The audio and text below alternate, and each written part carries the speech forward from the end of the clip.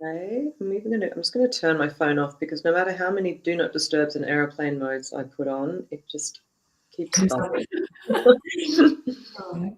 Okay. Okay, we are live. So, first of all, let me introduce Natalie, who is a pioneer in the Red 10 program, which is for PMDD, women suffering from that. And she has obtained some amazing, amazing results. And she's a songstress. So she writes amazing, amazing songs. And who would know about the multi talented, amazing Natalie? And she's a therapist. I have worked with her, which with amazing, amazing, amazing results. So she is a doting mom of four.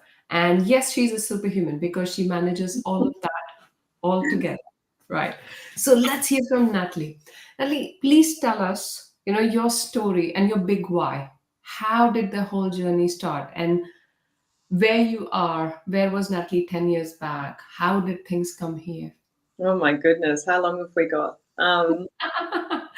Yeah, so I mean, it was all about finding my purpose. I always knew I wanted to help people. I remember in university, I chose psychology and also drama. And back then, I wanted to combine the two because I noticed when you play roles, you actually develop the character within yourself. And I thought, there's something therapeutic in this.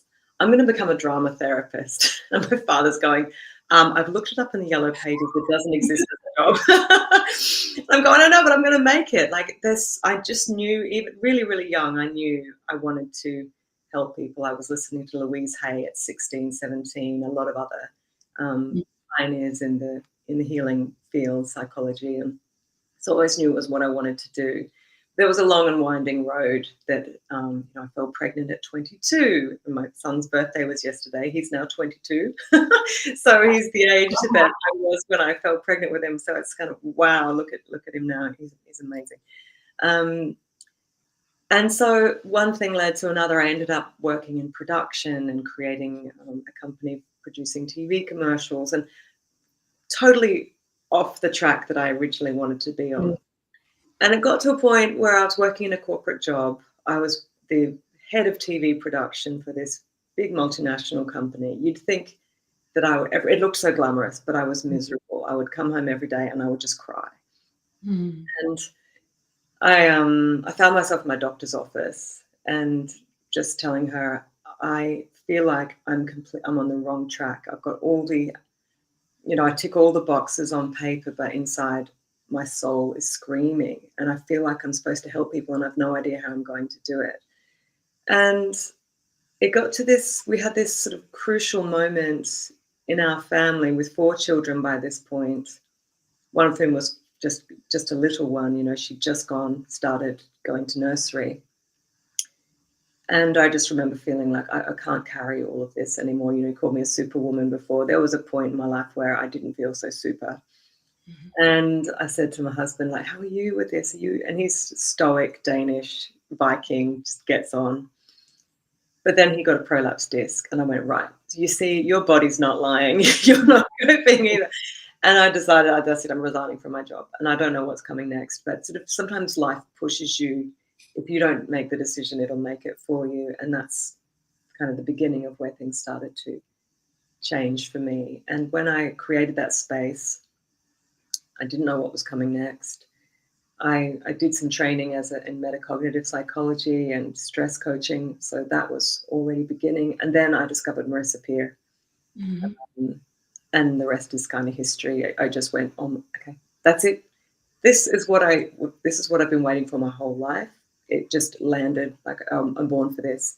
And I trained with Marissa in rapid transformational therapy, and it's just been life-changing ever since. And so I love working with people. I've obviously worked with premenstrual dysphoric disorder a lot, but I'm moving more into it. That's always going to be a legacy of mine, and I still do work with it. But I really feel my why is to help people find their why, help people find their purpose. And everyone's got a burning, I think we've all got a dream. It's just whether we allow it to blossom and become through us, or whether fear holds us small and protected.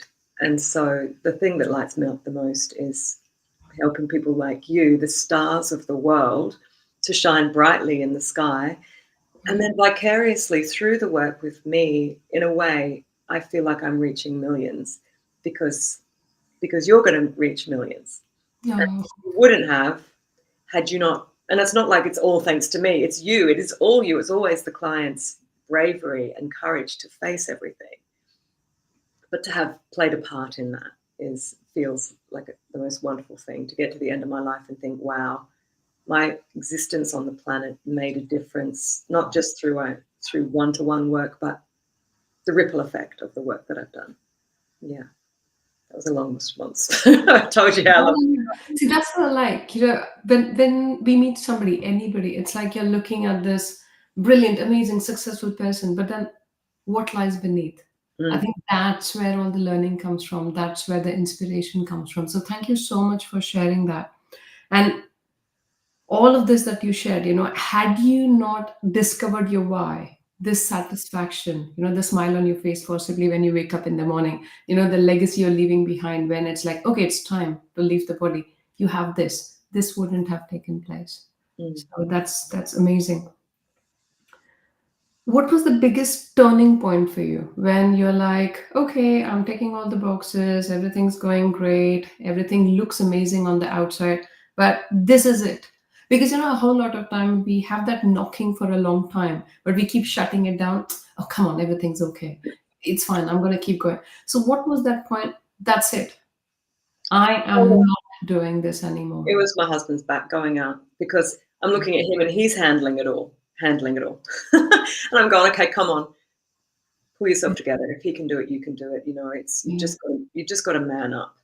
But Yeah. then, when my man went down, You're like, this is not working. the manning up is not working. And so I think it was for, if you can't do it for you, do it for him. I had to step back and make the changes in our family because it wasn't working. Sometimes the choices you make are too expensive. They're just costing too much. The impact on us, on my mental health, on our family. I remember looking at the clock going, oh my God, when is it bedtime?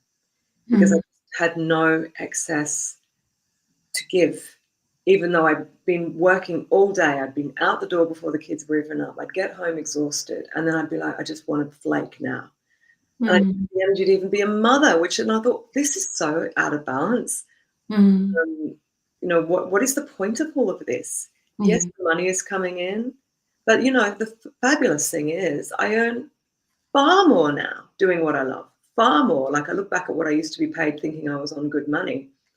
It was scraps compared to what you are rewarded with when you step into your authentic expression. And it feels scary. You think, can I really be paid for doing what I love? Like, surely I can't have it all. Surely I have to work hard and sacrifice, and then I'll be paid for it. But I can't do what I love and be rewarded. Like, that would be double payment. That doesn't make sense. But it isn't how it works. Once you're sort of called to be who you're meant to be in this world, and when you're courageous enough to do that, you are rewarded for it. So it's not about how am I going to make money, it's how am I going to be fully expressed, how am I going to spread my message without fear, how am I going to move past whatever blocks are holding me back to become who I need to be. And then you give and you just receive. It just sort of tends to happen. So that was another long answer to your question. Like I said before we started, these conversations just end up going, oh. I love it. So long answers actually get you into depth. So that's amazing. I love it. You yourself did suffer from PMDD at one point, and that was a very tough phase. So from being this person to be able to go out and help out other people, how did you decide, okay, I need to get this together myself first? How did you work on that? Well, there came a point where you can stay in victimhood for a very long time. But then I always say to my clients, you can stay in victimhood if you want to, but then you have to stay in victimhood.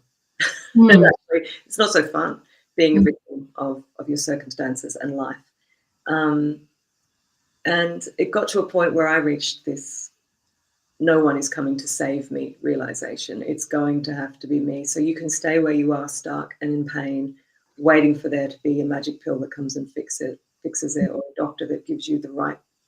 There was nothing, apart from hysterectomy. I wasn't going to do that. So I think my husband also said to me, "You simply have to master this," and that pissed me off. Like, I didn't handle that well in the moment. I was like, "You try and handle this. It is not easy."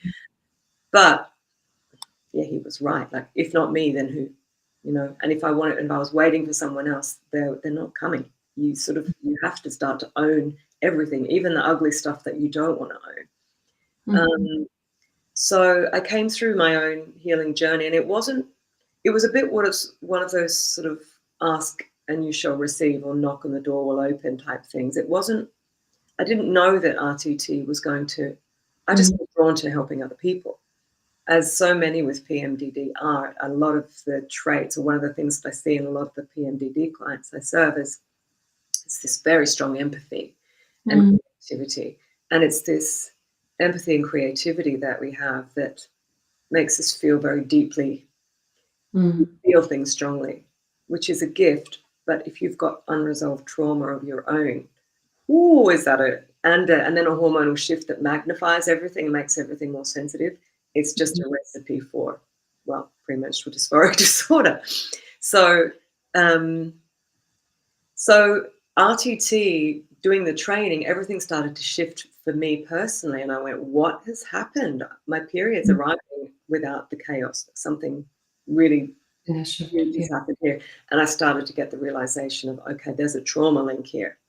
When you heal the trauma, then all you've got left is your sensitivity and your hormonal shift, and they're okay. It's only when they're magnifying the trauma that everything goes haywire. So I've created a pilot program for 5 women going, okay, I think I'm onto something. And then they all had amazing results. And I went, okay, I have to get this out here, because I was begging for some kind of solution myself for so long. And I thought, I've become the fairy godmother I was wishing for. And so I've been that to hundreds of women now, sort of helping them to heal PMDD.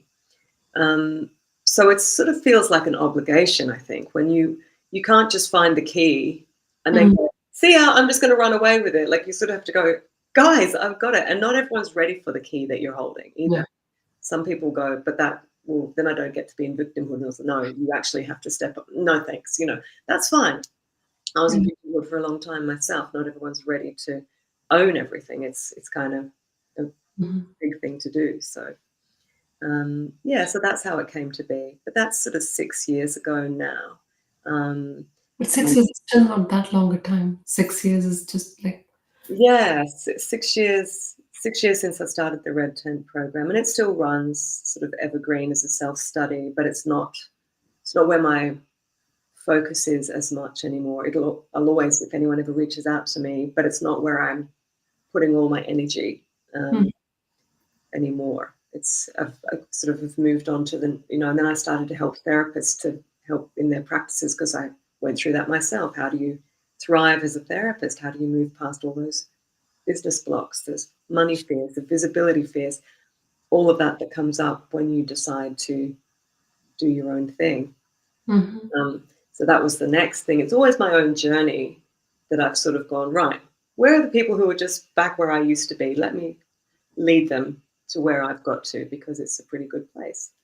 And now I think, with all this music that's come through this year. That's amazing. I keep seeing this amazing post, one new song has come up. Natalie's come up with one new song, download. I'm like, I could not kind of, that's the thing, you can't put people in boxes. So there's not going to be very many therapists who are songwriters and singers as well.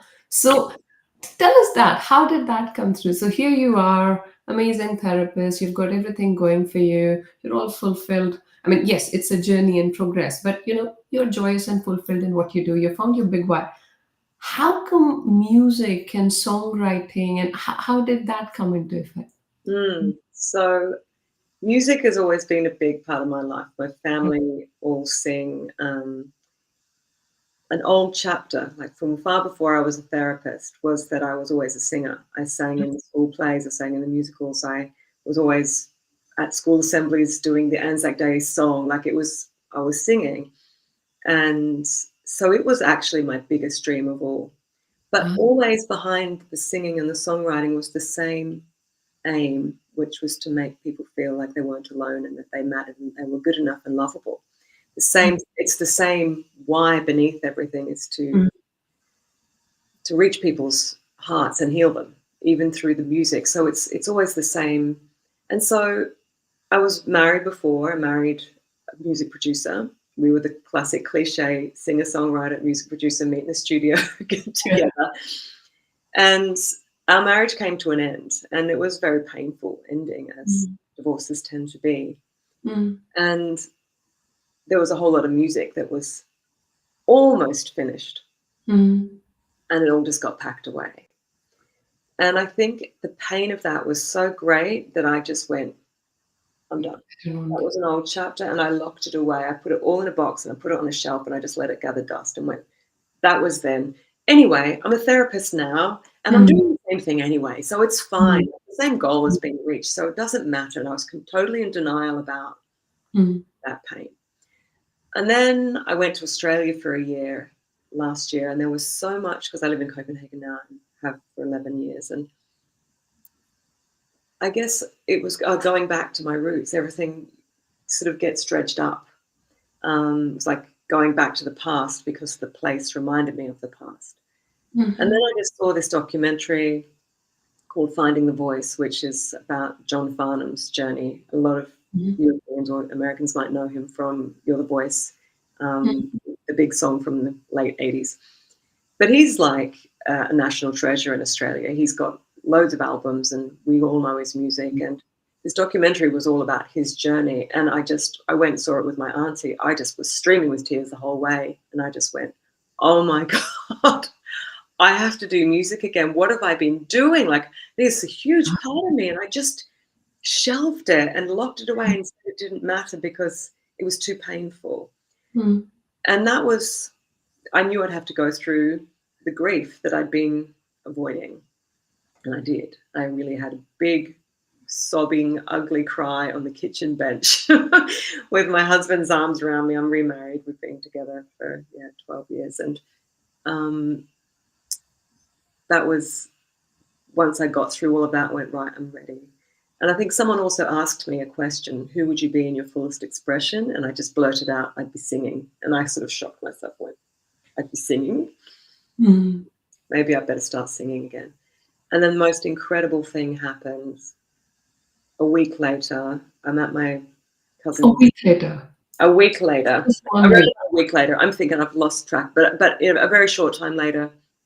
No, I'm just thinking, like, as soon as, like, the knock happened, you were ready and it appeared. So when you said just 1 week, so okay, yeah, go ahead. Yeah, so I've made that declaration, I'm doing music again. Yeah.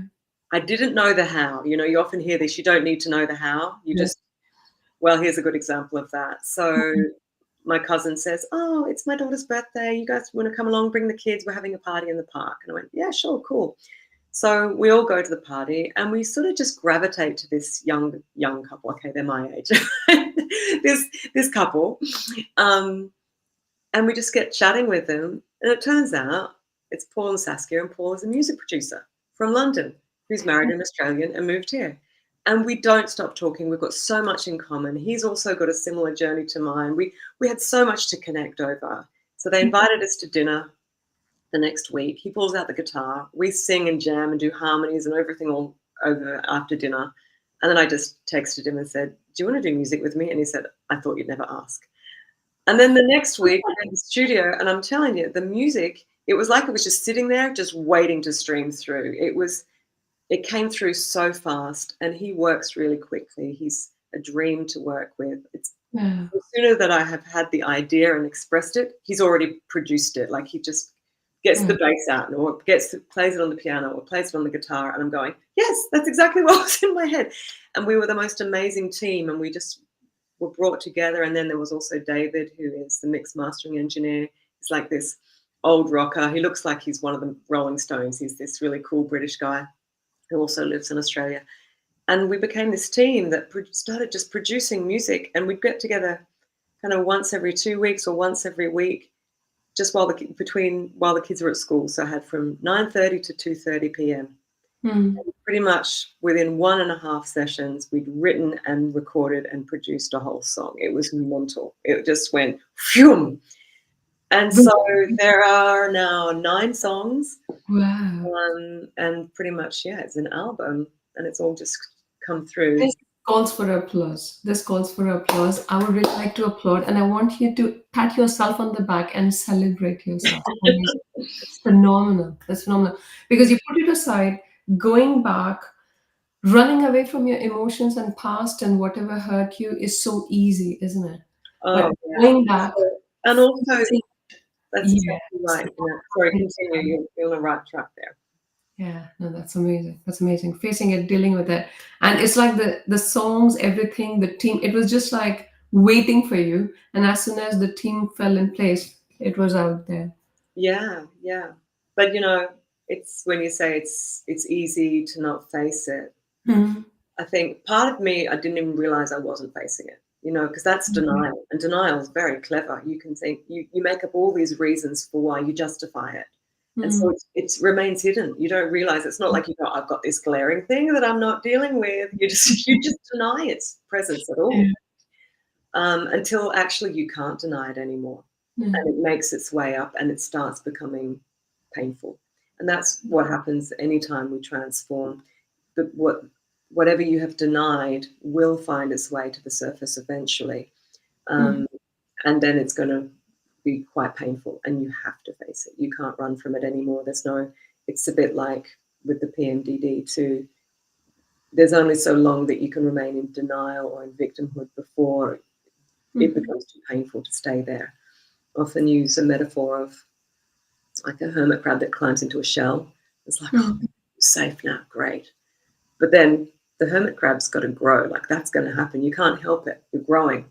And that protective shell you climbed into to keep yourself safe suddenly feels like, if I don't get out of here, I am going to die or Mhm. suffocate or get very hurt by the very shell I created myself or climbed into myself. And Mhm. then comes the point, are you going to stay here in this pain, or are you going to do what it takes to dissolve the shell and realize it's unnecessary, which is the work that we do with Mhm. transformational therapy. It's really dissolving Mhm. protective measures we set up a long time ago to protect a much earlier version of ourselves. And Right. that's what I realized with the music. I'd protected myself by locking it away, just denying it and hiding it and going, I'm done with it, Mhm. because I didn't think I could handle it. And the first song I wrote was called Revive, which is all Mhm. about reviving the Mhm. music. And part of the lyrics are, I will bring you back, I will revive you when everything went black. Just to survive, you cut it off, you shut it down. But you can't forget, you cannot drown it out. Mhm. Um, and then in the next verse, I talk about that I realized I'm not going to fall. I Mhm. know I can hold it all. Like all that pain I thought I couldn't deal with. I went, hang on a minute. I'm a bloody therapist. I have all the tools. I can hold whatever comes, Mhm. and I will just hold it all, and I'll face it all, and I'm not going to fall apart. I'm actually strong enough to hold it now. And I think we come to that point where we realize I'm the one I needed to Yes. be, and now I am that person. Why do I still have this protective measure in place? It's set up Mhm. for, that was set up for 30-year-old me. Mhm. Um, which was probably based on much earlier versions of me and the protective measures set up in childhood, as we usually find. Mhm. But for me, it all happened quite spontaneously without any sessions on myself. But I have to say, working as a therapist, I can't help but get the same revelations my clients get. And you've probably found that yourself. Mhm. Great. Mm. Thank you so much for sharing that, Natalie. Now, any of our viewers who were like, okay, so Natalie, you did it, that was so amazing, but I'm feeling stuck in my life. I don't even know what my big why is. How do even I, like, I've got this work, kids, job. I don't have time to find my why. What would you tell them? Oh gosh, that's such a good question. I think something that works well is a process just that I learned from The Artist Way years ago. It's a book by Julia Cameron, and there's this process in it which is just called the morning pages. And it's just, you just write. You don't have to worry about punctuation. You don't have to worry anyone's going to read it. It's just a brain dump. And you Mm-hmm. write 3 pages every morning. And I Mm-hmm. think you start to go deeper. It becomes a bit meditative. So if you don't know, just let yourself tell yourself. Wow. Do it for a few weeks and just see, okay, what themes are coming up here? What am I yearning for? And just ask your subconscious, make the declaration, I want to know my purpose. Mm-hmm. And because then you've given your subconscious mind a directive, show me, show me.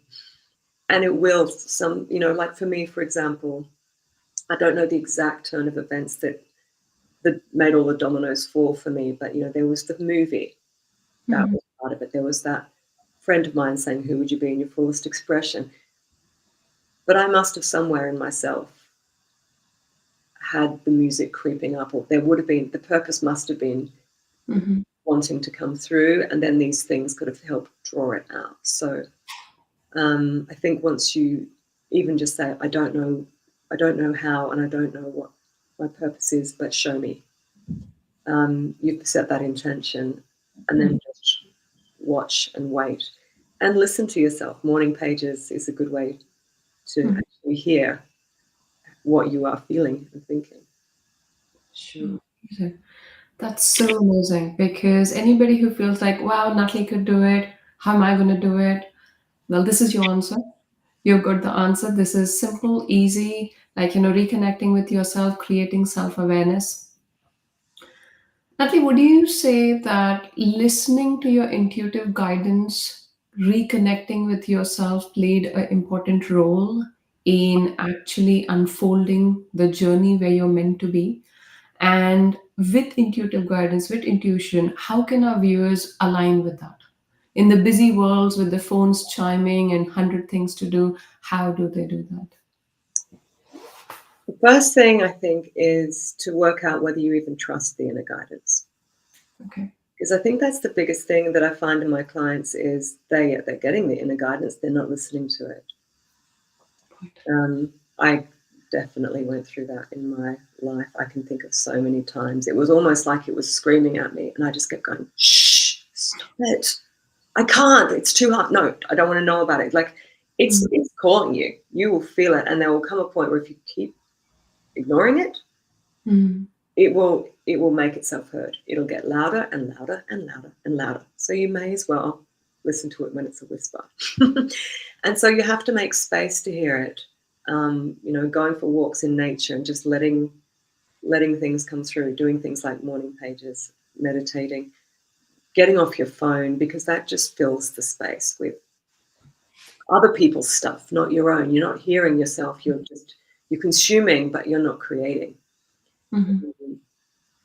And then if you feel like, but I don't trust it, I can't trust myself, then I work with that a lot with clients on the inner guidance. I have a whole guided one too called Inner Guidance Activation, which works on uncovering the root for how you ever stop listening to your gut.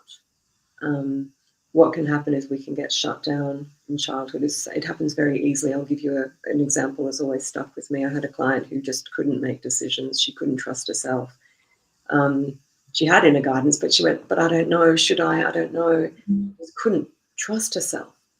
And it was getting ridiculous, and she had to do something about it. So she Mm. worked with me. And she went to several scenes, but the one that stood out to me, and the earliest scene she went to, was when she was 2 years old. And her mother was always overwhelmed, complaining about the house. And this little girl thought, I want to help mummy because she's always upset that the house is so messy. So she Mm. gets the dishwashing liquid and she tips it all over the floor, and she's there cleaning the floor with her Mm. attempt at cleaning the floor as a 2-year-old. And her mother comes in and yells at her. And Mm. so this creates confusion. And the confusion is where these imprints get created, these protective parts come in as a result. So I thought I'd be praised. I thought Mummy'd be so happy with me. Thought this was a great idea. Like, I can't wait till she sees this book. But now she's screaming at me, and there's cognitive dissonance. Like, it jars. It doesn't make sense. That's not what I expected. And because the child has to keep the parent perfect, the child will always make it mean something that was thought. Well, that must mean, and here comes the belief, my ideas are terrible. I can't trust myself. What I thought was a good thing is a bad thing. And now you can see that's set up. And so if I'm going to avoid punishment in the future, it's safer for me to just not listen to myself and ask others what to do. And that was safe. So we had to go back and heal that. And the reframe is, your mum shouldn't have yelled at you, but you can see why she did. And the idea was great. The execution was not so great, but because it was a 2-year-old's execution of the idea.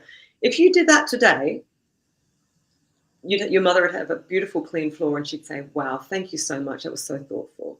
Yeah. 2-year-old's execution of the idea, which was great, as good as a 2-year-old can do. And the mother didn't have all the information, didn't see that the intention behind it was good. And so it's sort of bringing your own loving parent in and saying, I see it was a good idea. I see you've got a good heart. You should follow that. And you're not going to always be 2. You're going to be a grown-up. Here's the proof. Look at me. You all grown up, and I could definitely clean the floor now really, really well. And it's just updating that at the level of the subconscious so that your mind goes, oh, good. Okay, no, I'm not the 2-year-old. I'm the adult, and my ideas are great. And then that freed her to start trusting herself again. So that's the other piece. It's not just making the space. If you had the space, would you even listen? Would you even allow yourself to act upon the guidance that you're getting? True, very true. And thank you so much, because that's so true. The inner guidance, the intuition is constantly coming. It's not like it's not there, but are you ready to be stable and listen to it?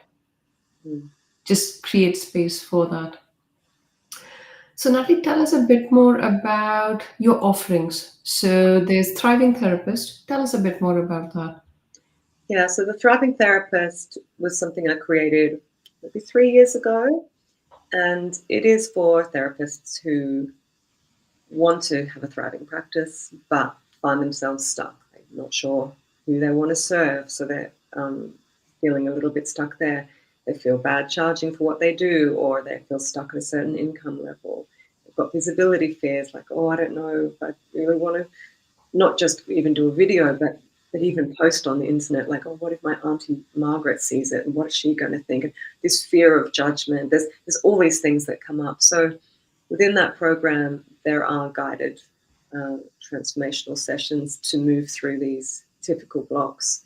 And the other one is the trusting yourself, the inner guidance, so that you're the authority instead of like, is everyone else the authority and I don't know what to do. All these things that I teach are within the program, with this focus of stepping out and shining and becoming the greatest therapist you can be. And then there's also just strategy, step-by-step process. So there's the inner work and then the outer work, the actual step-by-step of how to get your business. So that runs pretty much evergreen now. It's a program you can take. Where I'm working now is really, guidance that I got was that I'm meant to be the Merlin for the kings and the queens of the world. And I thought, wow, what a calling to, like I said before, the stars, the ones who have a great reach, the ones whose influence matters. So I've been attracting clients who are in the spotlight in some way, or have a lot of influence. Those CEOs of big companies, there's a lot of people who, that the trickle-down effect is really big, or actresses or models or singer-songwriters like me, people who want to reach a lot of people and want to clear whatever it is. It could be visibility fears. It can be, I've hit a certain money income and I won't let myself go any further. whatever it is, but I want to polish the diamonds. That's where I feel most excited. So sometimes it'll just be a one-to-one session, which is, a 30-day thing for a one-off thing. But what I really love is working with people over a longer period, because it compounds over time. You get to know a person, and it's these deeper relationships are what I really love. So there's, we have voice note connection over WhatsApp or Threema or whatever anyone wants to use. We have RTT or conversational hypnosis. We have coaching sessions, and it's just an ongoing relationship. And that's what I've been doing mostly this past year, is these deeper relationships to help people really expand into everything they know they can be. And then I've sort of been going through my own, expanding into all I can be, hitting the things, going, oh, I've got this music video, it's all done. Do you think I've put it out yet? But I will. But I think I'm going to release it with the album, because it would make more sense. But I know that's the story I'm telling myself to put it off, because that's a new thing for me. It's like, oh my gosh, who do I think I am, making a music video? Like, what am I, Taylor Swift? But I know everyone's looking on going, come on, put it out, we can't wait. Of course, I'm cheered on. So it's these little inner critics, I face them too. We all go through it as we grow. We all hit these edges of our comfort zone. It's like that. It's as far as you're allowed to go, and you've got to hit it, and you've got to go, okay, I hit an edge of the comfort zone. I'm gonna have to move through it. And that's what I love helping people with, the shedding of those skins that keep us to the current version, and go, if you want to grow, you're going to have to shed that hermit crab shell, get a bigger one, or just throw it away altogether for now. Brilliant. No, that's amazing. Now, I would really like to share, I worked with Natalie. So I was this person, I've done the thriving therapist. I was this person who would make the video but never post it. I was so scared. So yeah, it has really, really, really helped me, and amazing things have come along. This podcast wouldn't have happened if I still was stuck in there. So that wouldn't be a possibility. So yeah. No, thank you so much. I want to hear your whole story. Like, that's why I asked to have this. I'm so honored that you've spoken so much about my story, but I wanted this to be your story. So that's why I said we should do a podcast so you can tell everyone. I can interview you about it. So I'll, now I'm going to take the mic. Right. So if you want, go share as little or as much as you want. But what was your story? Where did you hit that ceiling, or that tight skin that went, that's enough? Visibility was the big one. You had all these dreams of, you want to be an author and a speaker, you want to reach millions, and your protective measures that you set up a long time ago said, that's far enough, Dr. Rushi. Oh my God. I mean, just about 3 years back, if you told me any of this, writer, speaker, author, I would be like, sorry, what? So the only person I was a medical doctor, and I made a choice to go and do my medical training at 18 years old, and that is how I lived. And somehow I had made this mold for myself that is who I am, that is what I do, and possibly that is all I can do. I think things completely started changing so 3 years back, I gave birth to my son, and this is peak COVID.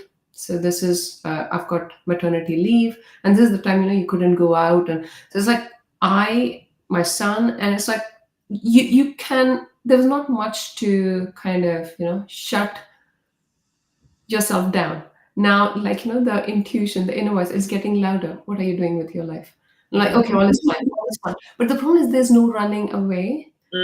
So yeah, all those shame shields, yes, all the distractions are gone, and you're like, I had so many clients through COVID because everyone's stuff came up. It was just a flood. So yeah, COVID was a reset for so many people, because it was this, you got to face it. You can't run. You can't run away. You can't run away. So here I am. I've taken this 1-year maternity leave with my son. He's really young. I've just given birth. And so again, similar feelings. I'm like, outwardly, everything looks fine. I am married to my soulmate. Everything's going great. I've got this job. I'm in a respectable post as a doctor, but I'm feeling empty, just empty. It's like there is no meaning or purpose in my life. When I say that, it doesn't mean I don't like working with my patients, mm, but still there was this emptiness. And at that point, I'm here and there's like this big cloud in front of me. I can't pinpoint what. And that's when I went on this journey of self awareness, meditation. I used to call it expressive writing, a little bit similar to what you said, but it was more like, when there's 100 things churning in my head, I'll write it down. mm, I just knew that there is more I can do and there's more I can offer. But what? So I went through Mind Valley. Through Mind Valley, I found Marissa Peer, did the RTT thing, which was, I'm good at that, ticking the boxes, doing the exams, doing the modules. I think the biggest challenge came when, okay, fine. So now you're an RTT therapist. Now what? Now people need to know, isn't it? Otherwise, I can't work with anyone. mm, This was my biggest kind of, I would say, challenge. mm. So here I am making videos and I didn't know where to do. That's where I found you, Natalie. So I really worked through the visibility fears, and slowly but surely I was starting to post videos, still very conscious about. And I think the biggest questions were, what have I got to say that has not been said? Why would anybody listen to me? Mhm, Who do I think of myself? Like, why would anybody listen to me? So mm. my biggest struggles were like, low self-confidence, low self-esteem, visibility fear. There's so much that has already been said about self-confidence and self-esteem. So why would anybody listen to me? So I think getting past that, yes, 100 things might have been said, but I have got my own perspective. Fantastic. And to come into my authentic space, it's like I don't need to tailor what I say to my audience. I come in my authentic space, Mhm, and people who are aligned to that will listen to it, be aligned with it. People who are not are free to go. I think that was a big challenge for me because I'm like, this mm. is okay, this is not okay. Should I say this? Should I share this? Yeah. There's that inner guidance thing where what do you all think? Is this okay? And you're not creating from your authentic life. You're it's not real. It's all just a mask of who you think everyone wants you to be, and that's not inspiring. No. So, and you're right. Yeah, it's our own unique journey. No one is you. No one can say it like you can. No one has the story that you have, and we've all got people who are going to be drawn to our True. unique expression. So yeah, I love that. Keep going. I can just recollect or something. This is 2017, before any of this began. I think, you have those moments when you just mentally drift. I still remember having a vision, just a vision, a glimpse, where I'm on stage in front of a big audience. This is 2017. And I'm like, huh? It made no sense to me. Mm, So now when I look back, it was like, there was this little tiny, I don't know, where I wasn't as gripped with what I had to do. And like, the intuition kind of slipped in. This is a possibility, you see. And I'm like, I just, now when I look back, I remember it as a scene. So it's like, your intuit, it's how I like to say, like, you can give up on your dreams, getting lost in your, whatever you have, like, rut of life.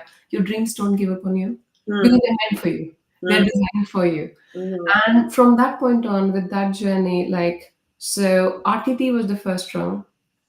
Coming from there, other things came into play. So I did a chapter for this book, Voices of Impact, that was, well, fitting into those words and things. So Voices of Impact is an international bestseller now. I'm working on my own book. And mm, the international speaking engagement, I mean, that was something that came along with everything I was posting on Facebook and LinkedIn. So these were, so Ideas Conference, they contacted me, would you like to speak? And this was far beyond my comfort zone. Like, mm, mm. I am used to looking at the computer and talking, but I have not done it on stage. No, suddenly it's like it's real people. Like everybody naked, you'll get through. Like it's that Oh what my this God. is the thing that you get in your nightmares. Like I'm Yes, kind of yes. and I don't know what I'm going to say yet. So amazing that you. But it was scary. The first one I did was in India.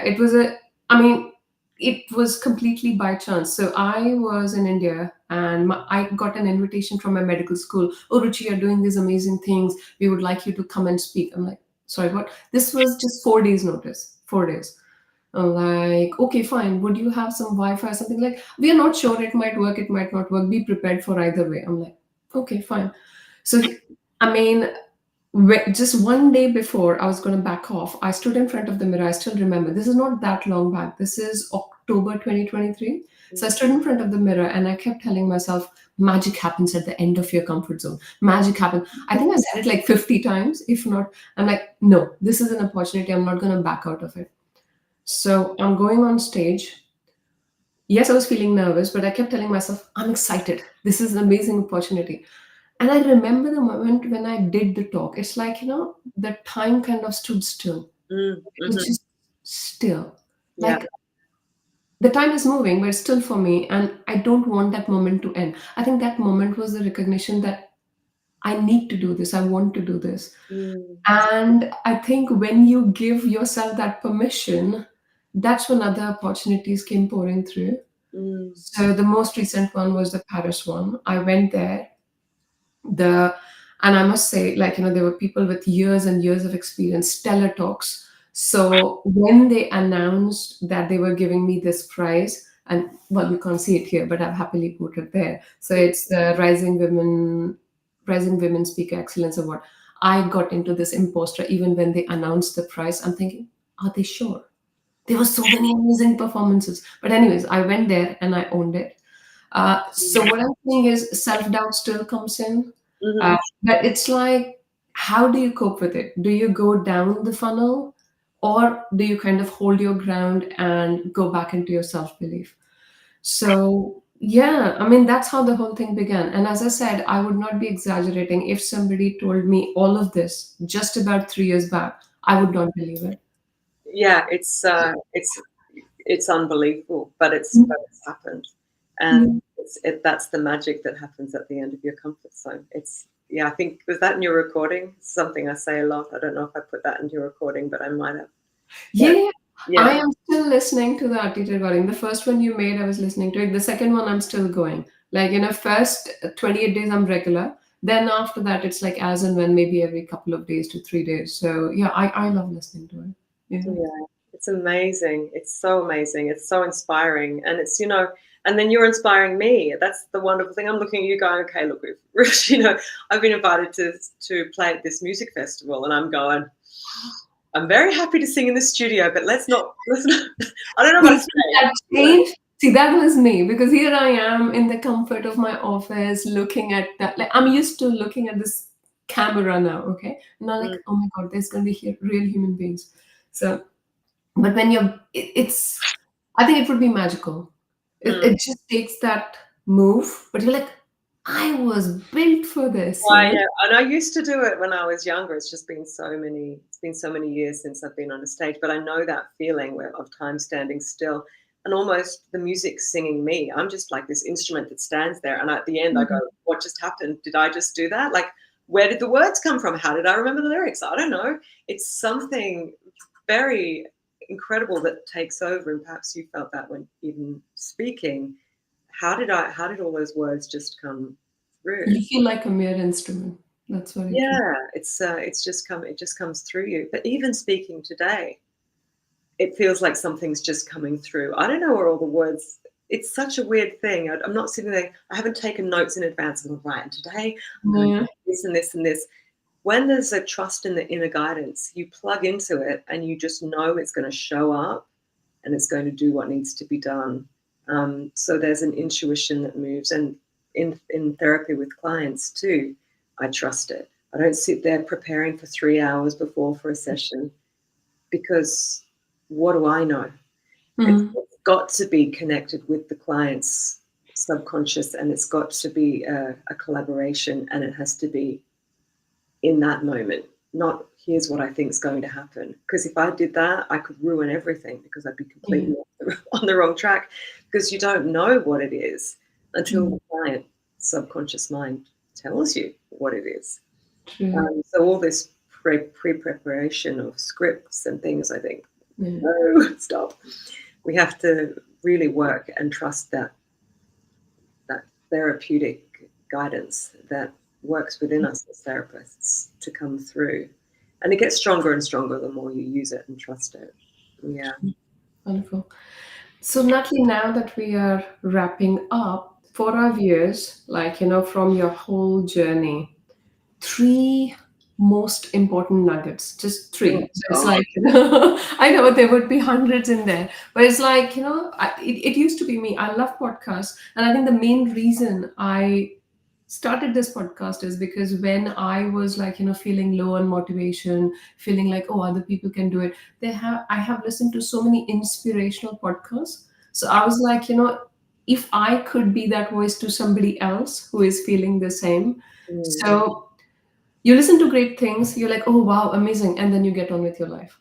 So mhm, like after listening to this, if people are like, okay, how can I implement it in my life, or I'm feeling stuck, I'm feeling overwhelmed, okay, Natalie told me about like morning notes, writing it down, I'm going to do that. What are the three steps I can take to find my why and become the best version of myself who I'm meant to be? The mhm. best version of you. That's what our podcast is all about. The thing, it's not necessarily the exact answer to your question, but I'm just going to Whatever you feel like. follow what is coming up to be said. So, the most important question I think we can ever ask ourselves is, what am I making this mean? Okay. Because that shows you what you believe. Because we know we first create our beliefs in response to, you saw that example with the girl who tried to Mhm. hit the floor, the cognitive dissonance. There was, I believe this is a great idea, and then comes in the punishment, and then no, it's not a good, that must mean I can't trust myself. Mhm. That's the belief now, and it sits there like a little line of code in your program. Mhm. So the way to find out what you're even believing is to see what meaning you make of things, because Mhm. things could mean anything, and the meaning you give it is what you believe. It's not the truth Mhm. necessarily. Yeah. Of all the, and then to question that and say, of all the things that this could mean, why Mhm. am I making it mean that? Mhm. I'm just trying to think of an example. Um, let's just see now. I don't know. Can you think of one? It's just my mind's gone completely blank of an example where someone would give a meaning to something immediately. Like maybe, oh, my friend hasn't texted me back. I wrote to her yesterday, or I applied for a job, or I've put something out there and they haven't replied. Mhm. It could mean anything. Mhm. What do you make it mean? What's the first thing that you think? I think that tells more about what is the light that you perceive yourself in. Are you making yourself like, oh, it's my fault. I might have done something wrong. That must mean I must have done something wrong. That Yes. must mean they're not interested in me. That must mean, yeah, I mean, what is it? Is it I've done something wrong? What is it you've done wrong? I don't know, but it must have been something. Mm. That's a very, that's the sort of response that you would get if you were a child who'd been punished and didn't know what you'd done wrong. But it Yeah. must have been something wrong, but I don't know what, but it must have been because I was punished. The punishment is probably wrong because Mm. the parent lashed out in a moment of stress, and the child thinks, but the parent's perfect, so I Mm. don't know, I'm just bad. I just do bad things. And then Mhm. you start to see that. So to unravel and start questioning the beliefs is, I think, um, I think while an important thing to be able to do, to actually shine the light of your awareness on things and go, why would I make it mean that? Of all the things it could mean, why do I make it? Why do I jump to that conclusion? mm, Mm, and just believe it. And as soon as you start questioning it, it starts losing its power. So, um, mm, asking the right questions, yeah, rather than yeah. yeah, well, questioning your immediate assumptions is one thing. But as far as going after your dreams, I think being able to listen to yourself, trust that if you've got the desire, it's meant for you. It's not like, sorry, this is a dangling carrot, you're never going to get it. Oh, you'd love this, wouldn't you? No, you can't have it. It's Right. meant for you. That's why you have the desire. The desire wants to come through you. That's why you've been chosen to have that desire. True. True. And we might think, oh, but everyone probably wants to be a successful musician. No, they don't. No. People No. don't. I don't particularly want to be an author. You do. Yeah. That's for you. You've got to go after that. Um, But I so think that's what, like, I think just this question, like, what does a successful life mean to me? I think that was a deep question because the idea of success, yes, having a good house, money, amazing, that is all great, please do have that. But what does success mean to you? Not what you were conditioned into, not what society told you, peers told you, parents told you. And again, if you're living, like I was living a dream, but unfortunately I was living somebody else's dream, Yeah, and that wasn't giving me the joy or fulfillment that I am looking for. I got a good one, and I've Yeah. got to go. I've got a client in 2 minutes. Oh, okay, okay, okay. That's fine. We are wrapping up. We are wrapping But up. this is what I'll leave you with. I call it the deathbed test. Yeah, Your yeah. eyes, you're at the end. It's over. It's finished. Mm-hmm. You've got a few minutes left. Mm. Like what a thought, but it's going to happen to all of us. Yeah. And your life is flashing before your eyes. You're looking over everything, and you realize it's too late. Damn it! I didn't. Damn it! Can Mm. I know what I need to do now. Can I please go back? No, sorry, you can't. It's over. That's it. That's Do amazing. that deathbed test just brings everything that matters up to you. Like, what do you think you've still got plenty of time for that you're putting off? Mm-hmm. Because it's going to be over. It's going to be over. I see it, I've got a 22-year-old. How did that happen? I was just pregnant with him yesterday. Time just goes. And then one day before you know it, 20 years from now, I'm going to be 66. And then another 20 years from now, I'm going to be 88. And then I hope to live to 100. But, it's going to go. Yeah. And and so find out, what do you think you've got all the time in the world for, and start making it. Wonderful. Wonderful. All Well, right. let you go, Natalie. You've got Thank a you. time to get to. Lovely to Thank see you you, so and much. thank you for Thank you having so me. much for your time. Yeah. Thank you. Thank you. See you soon. Thank Bye-bye. you. Bye. Bye.